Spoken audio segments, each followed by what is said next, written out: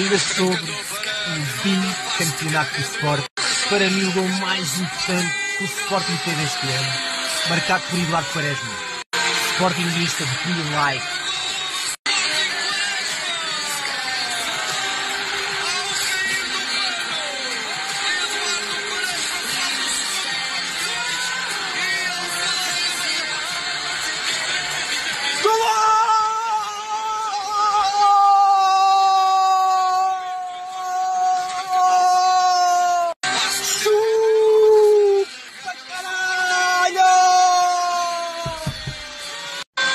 Esta foi a reação que eu tive em casa.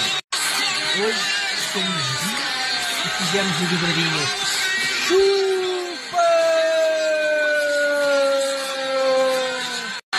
Obrigado por me criticar. Maltinha, é só seguir. Amigos de Celada. Se ainda não seguem, não sabe o que é.